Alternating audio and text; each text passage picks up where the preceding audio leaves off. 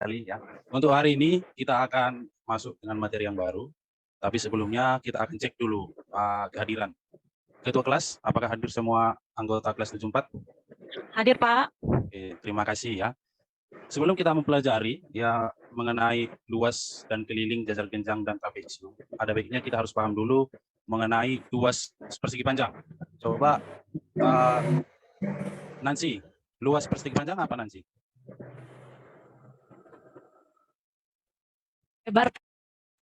Panjang kali lebar, Pak. Oke, thank you ya. Jadi itu juga harus kita paham untuk materi praksi darat ya. Baru berikutnya untuk apa kita mempelajari jajar genjang dan trapesium ya. Nanti supaya bisa kita aplikasikan dalam kehidupan sehari-hari. Karena yang mau kita pelajari ini sangat banyak dalam kehidupan sehari-hari ya. Untuk selanjutnya nanti akan Bapak memberikan sebuah gambar. So.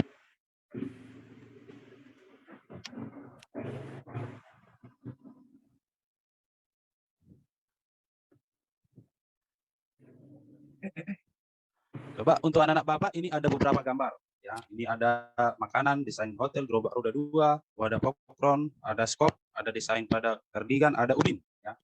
Coba anak-anak Bapak semuanya kelompokkan ini ke jajar genjang dan trapesium menurut yang sudah anak-anak pahami. Coba Rina. Iya, Pak. Untuk jajar genjang itu yang kelompok untuk kelompok jajar genjang itu yang makanan, desain hotel. Ya. Sama yang bentuk yang di ubin itu, Pak. Sama desain pada kardigan itu. Oke, good. Terima kasih ya. Pak Sulaiman. Pak Sulaiman? Iya, Pak Suri. Trapesium. Yang mana kira-kira trapesium? Iya, Pak, trapesium, Pak. Yang itu kayak Pak, yang sekop itu bukan Pak ya? Nah, ada gerobak roda 2, ada wadah popcorn. Termasukkah itu? Bukan kayaknya, Pak ya.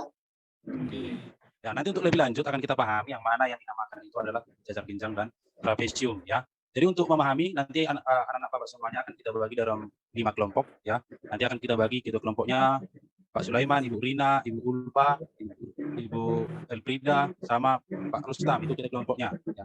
Jadi nanti di dalam kelompok akan kita berikan beberapa masalah. Anak-anak Bapak nanti semuanya akan menjawab masalah yang sudah kita berikan dan sesuai dengan langkah-langkah ya. Untuk ini langsung kita bagikan kelompoknya yang sudah Bapak sebutkan tadi dan bisa Bapak berikan LKPD-nya, lembar siswa. Waktu untuk mengerjakannya sekitar 20 menit. Baik, Pak. Oke, apakah sudah bisa kita presentasi satu persatu kelompoknya? Sudah, Pak. Oke, kayaknya kelompok pertama kita undilah Pak Rustam. Boleh mempresentasikan hasil kerja diskusi kelompoknya. Nanti kelompok yang lain akan menanggapi, memberikan beberapa pertanyaan atau ide. Oke, untuk kelompok Pak Rustam, terima kasih sudah mempresentasikan hasil diskusinya. Untuk kelompok yang lain yang telah memberikan pertanyaan, terima kasih ya. Untuk selanjutnya, Bapak akan memberikan beberapa soal ya, soal latihan untuk memahami luas jajar genjang dan trapesium. Tapi sebelumnya kita akan lihat dulu beberapa yang Bapak tampilkan. Yang pertama itu adalah ini ya, mengenai rumus luas dan keliling jajar genjang seperti yang tampil yang di PowerPoint kita yang kita tampilkan ya. Ada jajar genjang, ini pembuktian dari luas jajar genjang. Dari jajar genjang maka dipotong dan akan kembali ke persegi panjang. Maka kalau luas jajar genjang adalah alas kali tinggi ya. Kalau untuk yang kelilingnya sudah kita buat di sini adalah 2 kali A tambah C ya. Kalau untuk yang trapesium ya, ini untuk trapesium itu terdiri dari 1 persegi panjang dan 2 segitiga ya. Jadi kalau luasnya itu adalah alas A tambah B per 2 kali tinggi atau jumlah sisi sejajar dikali tinggi per 2 ya. Untuk kelilingnya A ditambah B, A ditambah B ditambah C, ditambah 2C. Jadi rumusnya sudah kita pahami, maka akan berikan soal di bawah ini ya. Tadi kita sudah presentasi, saatnya sekarang kita untuk mengerjakan soal. Kita kuis waktunya 3 menit dari sekarang.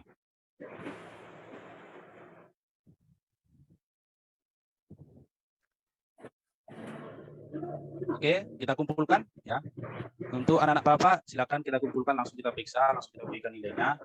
Jadi kalau kita perhatikan di soalnya adalah sebuah taman bunga berbentuk jajar genjang ya. Anak-anak Bapak pernah main-main ke taman? Pak. Pernah, Pernah lah Pak. ya, pernah. Pernah, Pak. Jadi kalau di taman itu memang ada banyak sekali bentuk bidang datar yang kita temukan. Salah satu contoh yang sudah Bapak tunjukkan ini, ya, ini ada gambar apa itu, Pak Permana? Itu gambar kurang kelihatan, Pak. Gambar kursi ya. Kursi, Pak, kursi. Kursi ya. Kursi, ya. Jadi sini sebuah taman, maka tentukan tinggi dari taman berbentuk jajar genjang. Siapa yang dapat berapa tingginya? Tadi luasnya kan sudah kita pahami. Ayo, siapa yang mau jawab?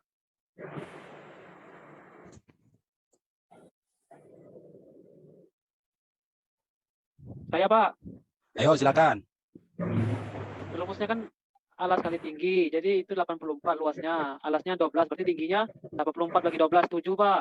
7 meter. Oke, good, mantap ya. Yang lain, tambahkan semua jawabannya. Dulu 7 meter.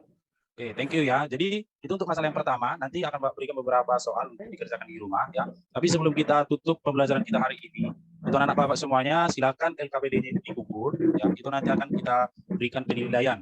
Ya. Bareng berikutnya kita akan sama-sama memberikan kesimpulan. Ya. Kesimpulan yang pertama, saya mau tanya dulu sama anak bapak, siapa yang bisa memberikan kesimpulan dari pembelajaran kita hari ini?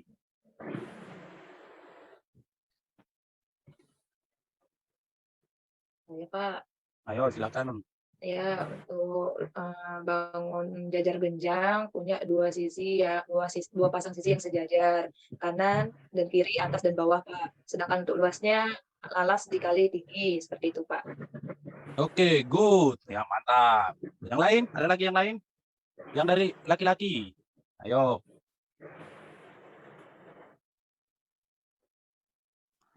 Oke, kalau tidak ada, sama-sama kita simpulkan ya. Untuk anak bapak semuanya, ya. Jadi untuk jajar genjang dan trapesium itu yang pertama tadi sudah diberikan oleh Ibu Rina tentang luas dan keliling, ya.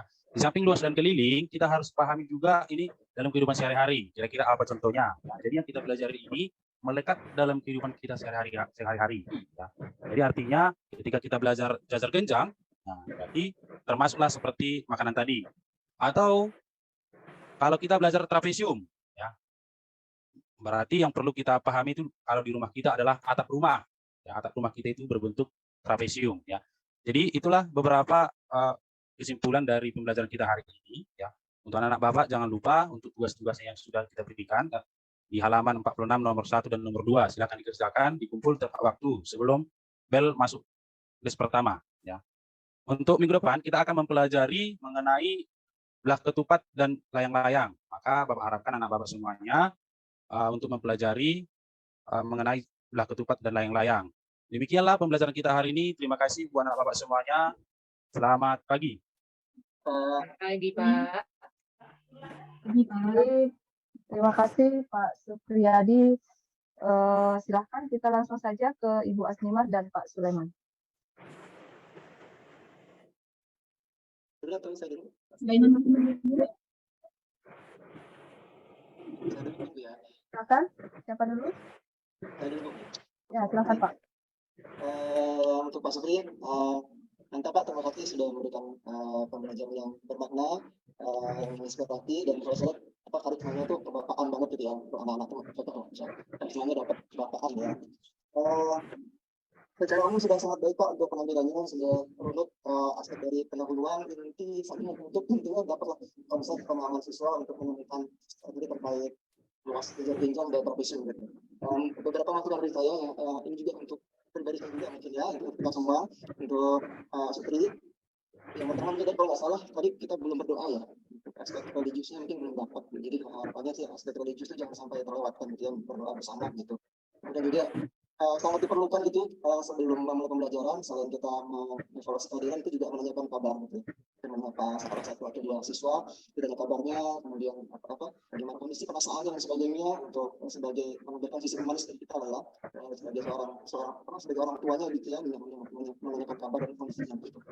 Kemudian selanjutnya yang perlu dievaluasi juga terkait mungkin pertanyaan-pertanyaan pemantik di awal tadi. Kalau saya langsung bagaimana ini luas kasih panjang gitu langsung. Kemudian untuk pertanyaan pemantiknya itu nggak langsung ke rumus gitu Pak, tapi lebih ke mungkin kontekstual kehidupan sehari-hari, nanti baru mengarah ke bentuk-bentuk geometris ataupun langsung ke kemudian selanjutnya perlu juga, karena ini mungkin masih usia SMP, saya pikir juga masih perlu relevan dengan media-media yang langsung wujudnya gitu. Kalau tadi kayak Bulva dan Rubik mungkin Bapak tadi untuk pembelajaran yang real nanti mungkin perlu ada media yang disiapkan untuk apa ya dijadinya atau terkhusus atau benda-benda yang Bapak siapkan gitu agar mereka juga langsung terkonstruksi dengan apa belajar gitu. Kemudian yang terakhir terkait konsep pembelajaran, kalau saran saya sih rumus itu jangan dari kita begitu. Bagaimana artinya ketika kita apalagi ketika kita mengambil basis kods ya, ataupun pembelajaran yang sifatnya tidak konvensional, rumusnya kalau bisa kita temukan bersama atau siswa yang menemukan gitu ya. Bagaimana menemukan rumus luas trapesium dan rumus luas yang itu siswa yang gitu dengan bimbingan guru gitu. Jadi tidak langsung kita samakan ini rumusnya gitu, tapi sama-sama kita temukan rumusnya, bisa dengan tadi permasalahan yang dibahas di LKPD gitu. Kita temukan rumusnya di sana, kita simpulkan bersama, kemudian baru ada permasalahan yang menjadi aplikasi dari rumus yang kita gunakan tadi. Jadi jangan materialnya jangan langsung ke masalah tentukan tinggi pas, mungkin bisa dikonstruksi dulu konstruksi di awal pemikirannya bagaimana menemukan rumus itu gitu. Baru nanti terakhir ke masalah kontekstualnya gitu. Baik, kesini dari saya Pak, terima kasih atas kesempatan yang diberikan. Terima kasih apabila ada pertanyaan. Terima kasih. Silakan Ibu Rena. Maaf, saya Bu Aslimar, Bu. Ya. Terima kasih Bu atas kesempatannya. Nah di sini saya melihat dari perangkat yang sudah dikirimkan Pak Supriyadi bahwa keseluruhannya hampir kalau bagian isi dan penutup itu sudah mendekati. Kemudian masukan dari Pak Sulaiman tadi juga sudah tercover oleh Pak Sulaiman gitu ya. Tapi ada beberapa tambahan itu di pendahuluan. Jadi di pendahuluan kita kan sebagai guru ini harus menerapkan sesuai dengan apa yang sudah kita konsepkan di dalam rencana pembelajaran. Apalagi ini memang betul menemukan step-step itu kita lakukan dengan baik. Dan itu tadi sudah disebutkan beberapa oleh Pak Sulaiman. Tetapi ada yang belum, yaitu tadi di pendahuluan itu ada tertulis bahwa Pak Supriyadi melakukan menyanyikan lagu nasional bersama peserta didik, itu tadi tidak dilaksanakan. Kemudian untuk persiapan pembelajaran atau mengkondisikan peserta didik juga tadi agak terlupakan oleh Pak Supriyadi, karena di bagian pendahuluan itu sebentar sekali beliau melaksanakan langsung masuk ke bagian inti pembelajaran. Jadi itu tambahan dari saya Bu, tidak banyak karena sudah disampaikan oleh Pak Sulaiman tadi. Terima kasih. Baik, terima kasih Ibu Aslimar dan juga Pak Sulaiman. Pak Supriyadi tadi diperhatikan ya dari apa yang sudah disampaikan oleh observernya.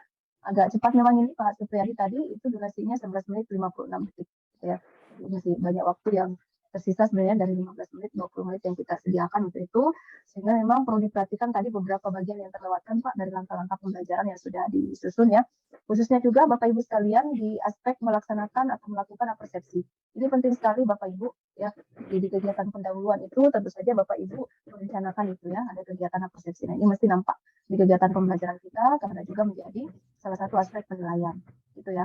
Jadi kita skip beberapa bagian tetapi bukan berarti bahwa itu tidak tersampaikan gitu ya. Jadi diomongkan saja bahwa sekarang kita akan melakukan ini, tadi kalian sudah melakukan ini dan seterusnya. Itu indikasinya bahwa setiap langkah-langkah pembelajaran yang kita rencanakan itu memang terlaksana di dalam praktiknya kita ya. Itu Bapak Ibu sekalian. Dan yang terpenting juga perlu diperhatikan karena subjek peserta didik di SD, SMP dan SMA ini kan berbeda ya Bapak Ibu ya.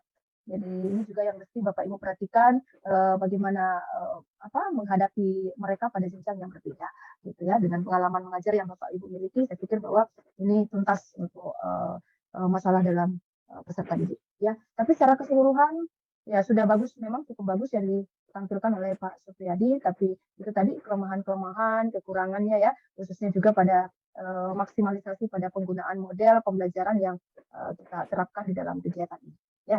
Saya pikir itu. Terima kasih Pak Supriyadi. Untuk selanjutnya kita ke Ibu Aslimar dulu ya, biar nanti tidak sampai misalnya lobet apa dan segala macam, mati lampu. Ibu Aslimar ya. Iya Bu. Bu Aslimar ini observernya Ibu Elfrida dan Pak Supriyadi ya, berbalik ya. Ibu Elfrida dan Pak